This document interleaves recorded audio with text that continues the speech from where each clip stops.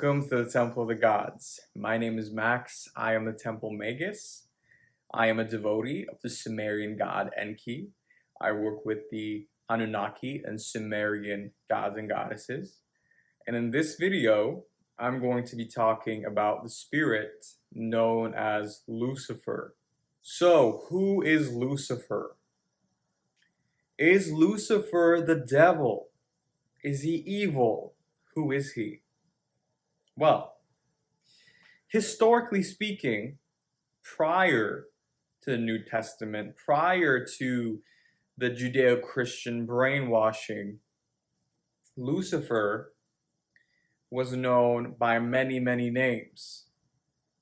And speaking as a person that works with Lucifer, I'm going to tell you my experience working with him, who he really is, and how he serves humanity and the collective at large.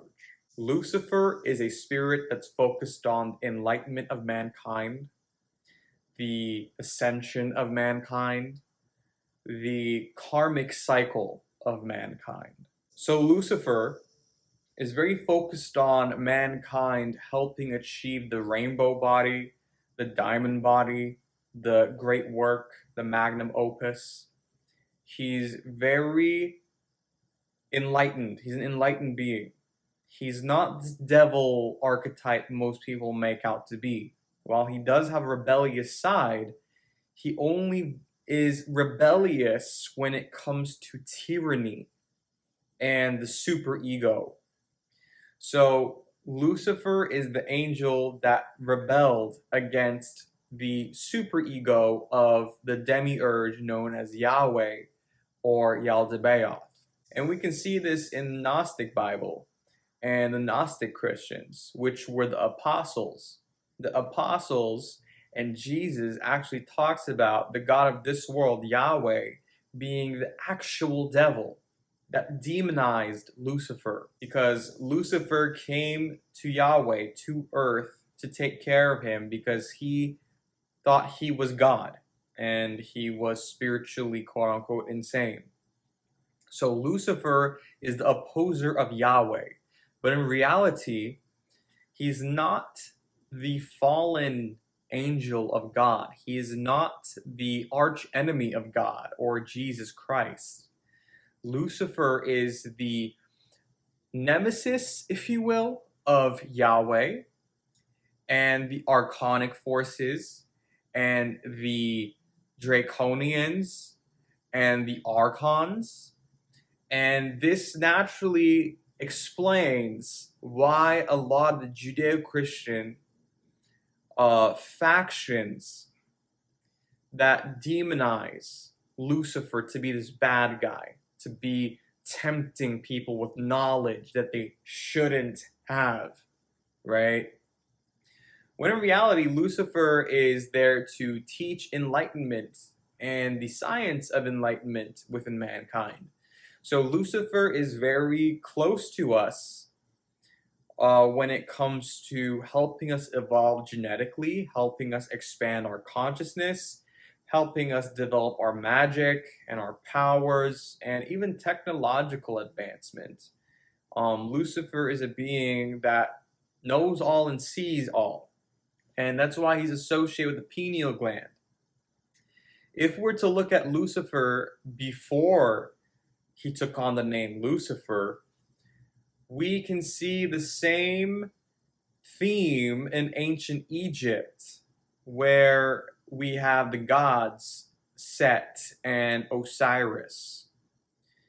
And this is a big part of the Luciferian and Osirian mysteries, and that's self-deification, right? The Egyptian priests were focused on becoming Osiris and then being reborn as Horus, right? You have the same ideology, the same practice in Christianity, right? The man becomes God. Jesus is resurrected and he becomes one with the Father, one with God. And Lucifer is pretty much the same concepts. The things he teaches is, again, self-deification.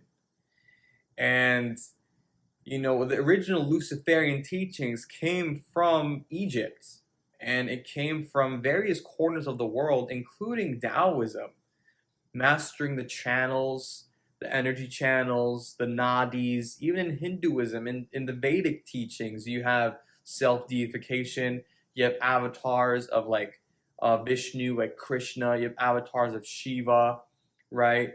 And the whole point is to become that part of yourself that is Shiva, that is God consciousness. It's peeling those layers away, and those layers of the Maya, those layers of the illusion.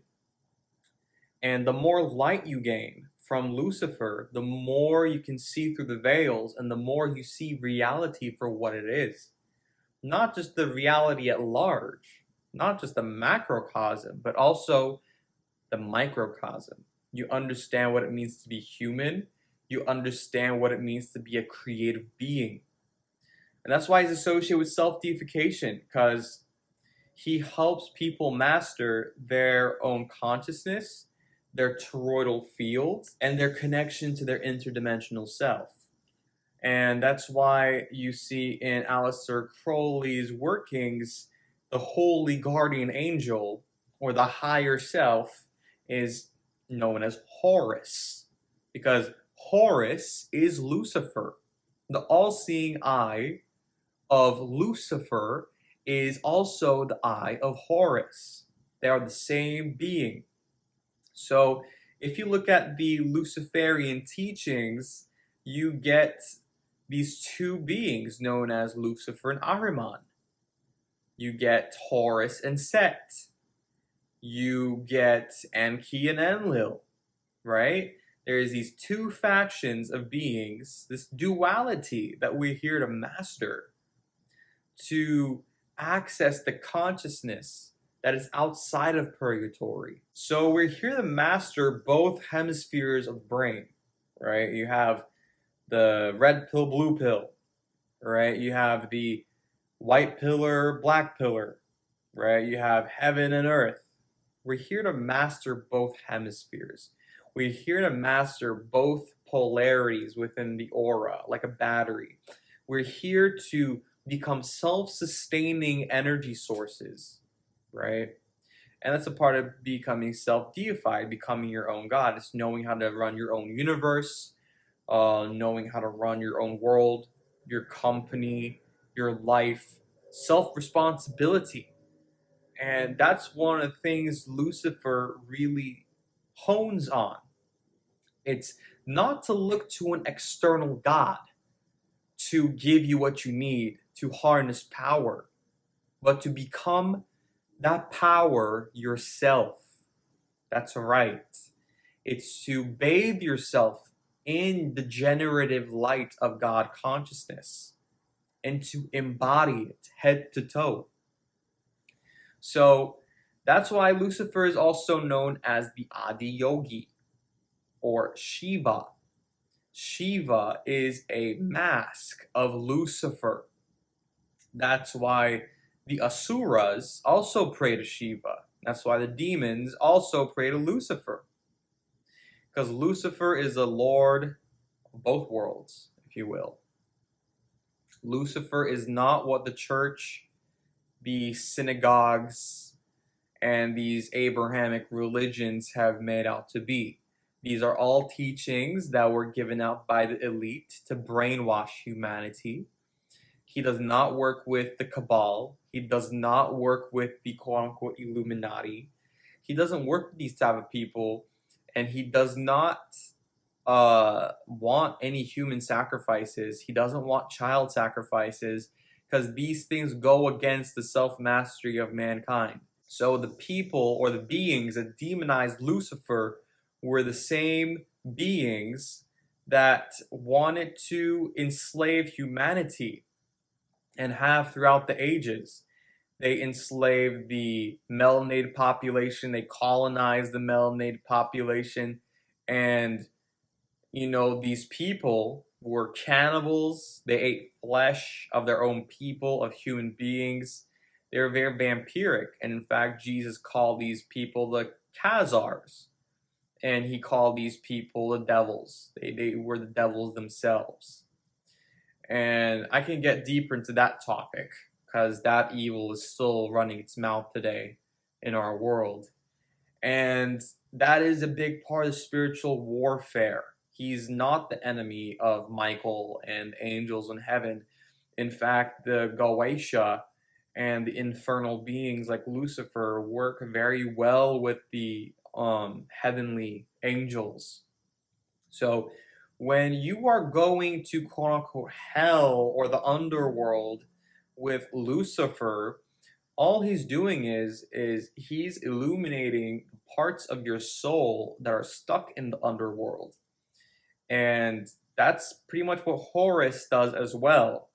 The whole concept of the mystery schools that devoted their teachings to the powers of Horus has to do with you as the divine light facing the evil.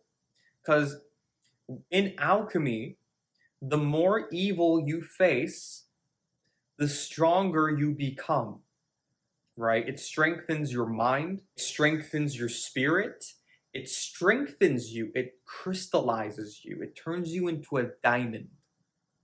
So there is an aspect of having your due time in hell. Because when you're here, when you're on earth, you're getting a mixture of both energies. Earth is more like a border between hell and heaven. So we get a mixture of both energies here. That's why this world, Lucifer is the Lord of this world.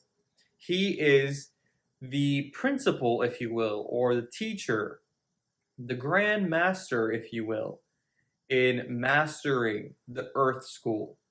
So that's why he was demonized. That's why they demonized him, because the beings, the archons, the draconians, the typhonians, the sethians, the negatively polarized reptilian beings, the zetas, the greys, that want to feed on humanity and want to keep humanity stuck in cycles of consumerism and karma. They want to use humanity as a food source. And when we become self-sustaining beings and we don't feed these power structures that they've set up for us to drain us like batteries, then that becomes a big problem for them. And that's why they demonize Lucifer, so we stay away from him. And that's also the reason for the eye behind the $1 bill. If you look at the eye that's behind the $1 bill, you'll see that the eye is separate from the rest of the pyramid. And the pyramid that's being separated from the eye is the rest of the people. They're trapping people in their animal nature. And the animal nature is hell. And we can see this in the Pashupati teachings too. The Pashu chakras are the animal chakras. The chakras associated with hell. The chakras associated with the cliff off. And these chakras are basically our animal consciousness. And Lucifer is the being that raises that animal primal energy from the leg chakras up to the pineal gland. You can see the same thing in the Orphic mysteries, in the Dionysian mysteries, right? You have Dionysus, the god of light, right? And he's in the cosmic egg. Basically have these 12 animals, the 12 zodiac around the god of light. And you have the serpent coiled around his legs, coiled around his spine. And that is basically you, the holy guardian angel, you, Horus and the 12 gods, Jesus and the 12 disciples, right? You basically breaking out of your shell, breaking out of your physical shackles. And that's what the 666 really is. It's carbon. We live in a carbon-based reality. So when you warm up the carbon, by accelerating your frequency, by accelerating your voltage, you're activating your light body your Luciferian light body, your Horus body, your light body, and now you're one with God consciousness. That's the basis of alchemy. It's merging the spirit body, the astral body, and the physical body. And when you merge these bodies, you now live in an atomic reality. You now live in a simulation. So everything's atoms now. That's why in the Matrix, you got these psychics bending spoons, because there is no spoon. It's all atoms, right? That's why the Egyptians said all is atum, all is atom, right? That's why the first created man was known as Adam, or Adamu, or Adam Kadmon, the cosmic man. You are the cosmic man in a microcosmic body. And your whole point being here is to master yourself, to break the karma, to break the shackles, and pour in those electrical channels from the universal man or the universal tree of life into your personal tree of life, so that now you are the universe completely inside out. And that's kind of how you become immortal. And that's why, again, Lucifer is associated with self-deification. That's why you have Taoist grandmasters that have all these amazing powers. You have siddhis that the Vedics refer to as these supernatural powers. You have beings like Jesus that rose from the dead and were able to walk on water and heal people's eyes, right? Because it's a holographic simulation, and when you master your holographic simulation, when you master your holographic field, you're able to interact as God consciousness within the simulation. You're able to basically become aware that you're in a game, but you're not just the character anymore. You're also the coder of the game. That's the beautiful thing about Lucifer, is that he was never really the quote-unquote devil. He was always the teacher of mankind, the guide of mankind. So in essence, Lucifer's teachings has a lot to do with Horus and the divine light. It doesn't have the same connection to the Judeo-Christian and the quote-unquote satanic stuff. Like, it has nothing to do with that. So Lucifer's current has a lot to do with self-mastery, yoga, tai chi, qigong, right? Demonic integration, integrating your lower nature, right? And it doesn't have to do with these silly concepts like human sacrifice or child sacrifice. It has nothing to do with those things. Overall, he's a very amazing spirit that's going to show you your shit. He's going to say it as it is. He's still going to be compassionate, understanding, because he's been through all of it himself. He's going to treat you with the same respect. And he's going to raise you to heights that you can't even imagine if you let him.